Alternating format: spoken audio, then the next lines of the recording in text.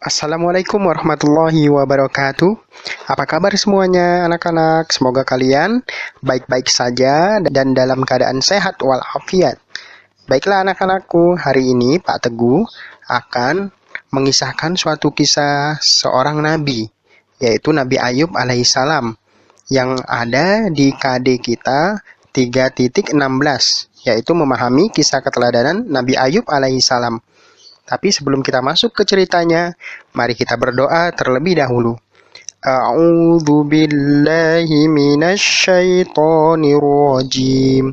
Bismillahirrahmanirrahim. Raditu billahi rabba wa bil islami dina wa bi Muhammadin nabiyya wa rasula. Rabbi zidni ilman warzuqni fahman. Amin. Ya Allah, tambahkanlah aku ilmu dan anugerahkanlah pemahaman. Amin. Kisah Nabi Ayub alaihi salam. Nabi Ayub adalah salah satu cucu dari Nabi Ishak alaihi salam. Dan Nabi Ishak sendiri adalah anak dari Nabi Ibrahim alaihi salam. Nabi Ayub dikenal seorang nabi yang dermawan dan suka menolong. Nabi Ayub diberikan banyak harta oleh Allah, tapi tidak menjadikannya seorang yang sombong. Nabi Ayub selalu pandai bersyukur kepada Allah atas nikmat yang telah diberikan oleh Allah kepadanya. Nabi Ayub selalu taat beribadah kepada Allah. Nabi Ayub dikenal sebagai seorang yang memiliki kesabaran luar biasa, karena Allah telah mengujinya dengan ujian yang bertubi-tubi. Namun, tak satu pun ujian tersebut yang memalingkan ketaatannya kepada Allah Subhanahu wa Ta'ala. Ujian-ujian yang dihadapi oleh Nabi Ayub alaihissalam. Suatu hari, Nabi Ayub menemukan seluruh hewan ternak yang dia miliki mati semua dalam waktu yang sangat singkat. Bangkai-bangkai hewan ternak Nabi Ayub alaihissalam bergelimpangan di mana-mana. Hewan ternak Nabi Ayub habis seketika pada hari itu. Melihat keadaan Nabi Ayub tersebut, iblis merasa senang dan bahagia. Iblis yakin akan menyaksikan Nabi Ayub bersedih dan sibuk mencari harta, mengumpulkan harta lagi. Dugaan iblis tersebut ternyata tidak menjadi kenyataan. Bahkan sebaliknya, Nabi Ayub alaihissalam malah sibuk ibadah kepada Allah Subhanahu wa Ta'ala. Bertambahlah ketaatan Nabi Ayub alaihissalam kepada Allah Subhanahu wa Ta'ala. Keesokan harinya, Nabi Ayub alaihissalam ingin mengambil hasil panen dari kebun dan ladangnya. Tetapi apa yang didapati oleh Nabi Ayub alaihissalam tidaklah sesuai dengan apa yang diharapkannya. Nabi Ayub menemui kebun dan tanamannya diserang oleh hama. Dalam waktu beberapa hari saja, kebun ladang yang dia miliki habis seketika. Maka Nabi Ayub pun jatuh miskin. Kali ini, iblis yang melihat kegagalan panen yang dialami oleh Nabi Ayub sangatlah bergembira. Dia menyangka bahwa Nabi Ayub akan bersedih dan berputus asa dari rahmat Allah Subhanahu wa Ta'ala. Tapi tidak demikian. Nabi Ayub justru semakin dekat kepada Allah Subhanahu wa Ta'ala. Bahkan Nabi Ayub menyadari bahwa semua itu adalah ujian Allah dan harus dihadapi, bukan untuk disesali. Setelah Nabi Ayub jatuh miskin, kesabaran Nabi Ayub kembali diuji oleh Allah Subhanahu wa Ta'ala. Iblis merencanakan untuk mengubur hidup-hidup putra-putri Nabi Ayub alaihissalam. Pada saat putra-putri Nabi Ayub alaihissalam tertidur lelap, iblis kemudian menggoncang dengan dahsyat rumah-rumah mereka. Kemudian rumah mereka pun runtuh. Mereka pun tertimpa reruntuhan rumah mereka. Maka anak-anak putra-putri Nabi Ayub mati, meninggal seketika pada waktu itu. Ketika kejadian tersebut, Nabi Ayub alaihissalam beserta istrinya yang bernama Rahmah sedang sujud kepada Allah Subhanahu wa Ta'ala. Setelah menyelesaikan sholatnya, Nabi Ayub dan istrinya segera keluar rumah dan melihat kediamanan putra-putrinya. Nabi Ayub beserta istrinya sangat terkejut melihat kejadian tersebut. Air mata Nabi Ayub pun tak terbendung. Dengan tatapan penuh kesedihan, maka terucaplah kalimat thayyibah dari mulut Nabi Ayub alaihi salam. Nabi Ayub mengucapkan, Inna lillahi wa inna ilaihi raji'un. Sesungguhnya kami milik Allah dan kepadanya lah kami kembali. Anak-anakku yang soleha, ketika kita mendapatkan ujian atau musibah dari Allah Subhanahu wa Ta'ala, maka hendaknya lah kita mengucapkan sebagaimana yang diucapkan oleh Nabi Ayub alaihi salam, yaitu kalimat thayyibah. Inna lillahi wa inna ilaihi raji'un. Sesungguhnya kami milik Allah dan kepadanya lah kami kembali. Peristiwa kematian seluruh anaknya Nabi Ayub alaihissalam merupakan ujian yang sangat berat bagi Nabi Ayub alaihissalam. Akan tetapi, Nabi Ayub tetap tabah, sabar, dan ikhlas menerimanya. Nabi Ayub meyakini bahwa ujian dari Allah Subhanahu wa Ta'ala pasti ada hikmahnya. Seperti musim kemarau yang tak kunjung usai. Nabi Ayub alaihissalam kembali diuji oleh Allah Subhanahu wa Ta'ala. Kali ini, Nabi Ayub alaihissalam menderita suatu penyakit. Iblis berusaha untuk merusak kulit Nabi Ayub alaihissalam. Nabi Ayub menderita suatu penyakit yang tidak pernah diderita oleh seorang pun. Artinya, penyakit ini sangatlah langka. Penyakit ini ciri-cirinya Nabi Ayub mengalami panas, kemudian kulitnya timbul bisul-bisul. Panas dan gatal tak tertahankan nih, dirasakan oleh Nabi Ayub alaihissalam. Bahkan lama-lama kulitnya menjadi busuk dan tulang Nabi Ayub pun rapuh. Saking busuknya, semua orang menjauhi Nabi Ayub alaihissalam.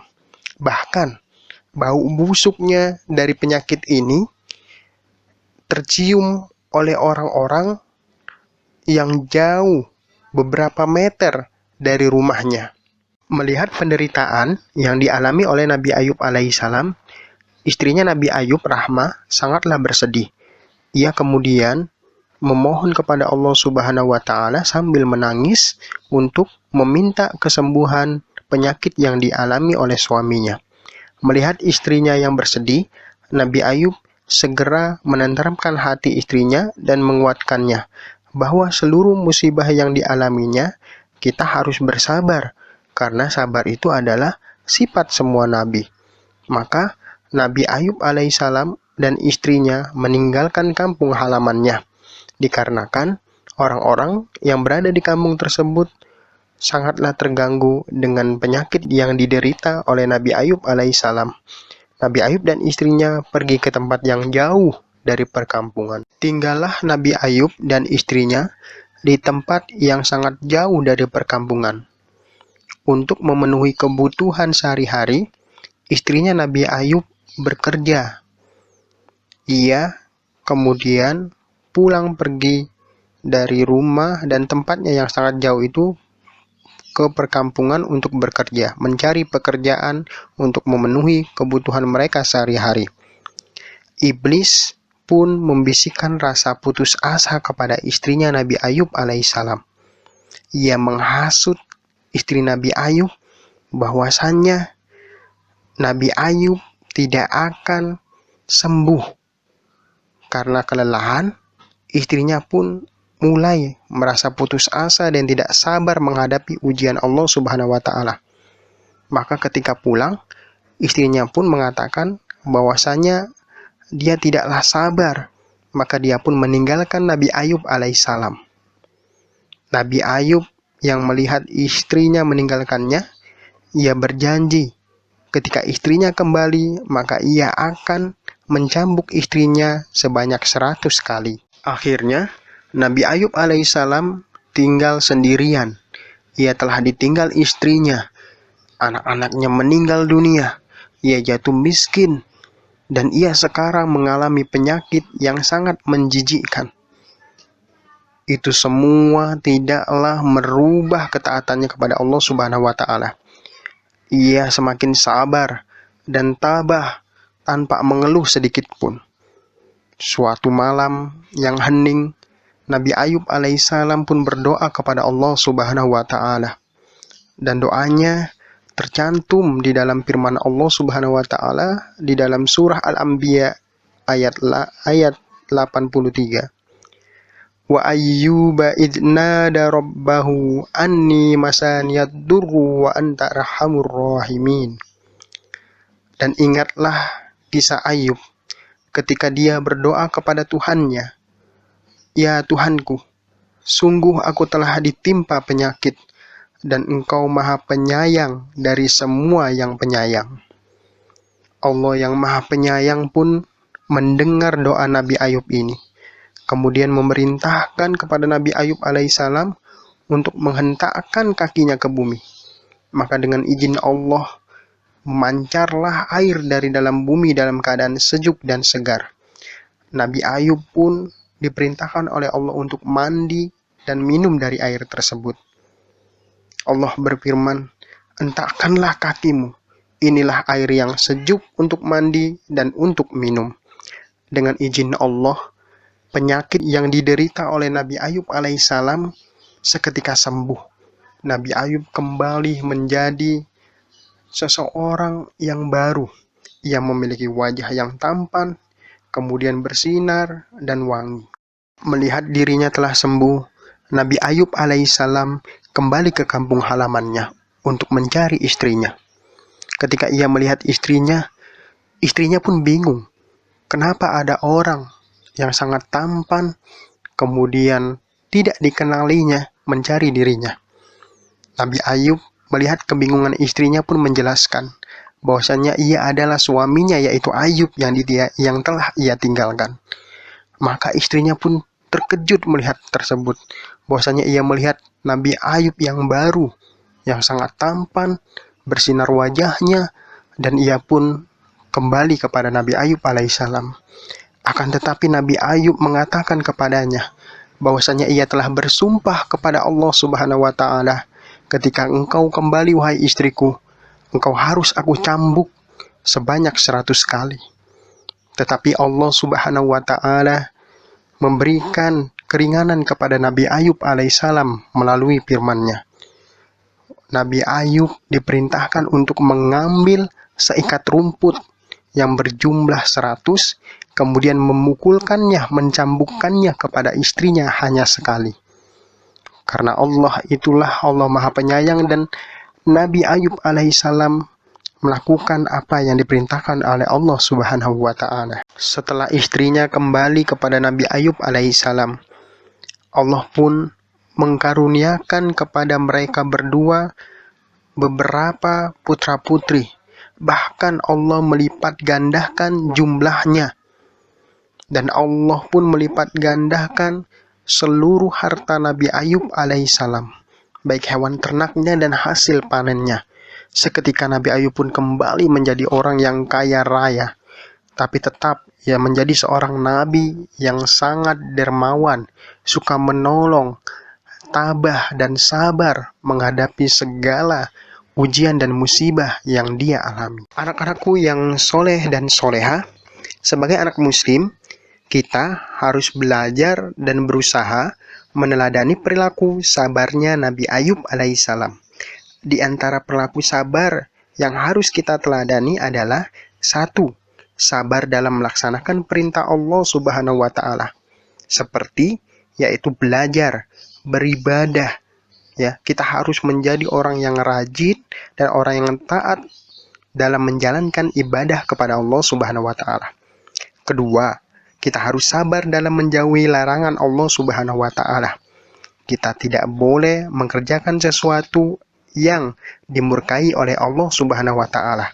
Seperti contohnya malas-malasan, bolos sekolah, tidak mengerjakan tugas. Ini semua adalah pekerjaan yang tidak disukai oleh Allah Subhanahu wa taala. Kemudian yang ketiga, kita harus sabar dalam menerima musibah yang menimpa kita. Kita ketika menerima musibah haruslah sabar. Tidak boleh banyak mengeluh, Ya, ketika kita sakit, maka kita harus berdoa kepada Allah Subhanahu wa taala meminta kesembuhan.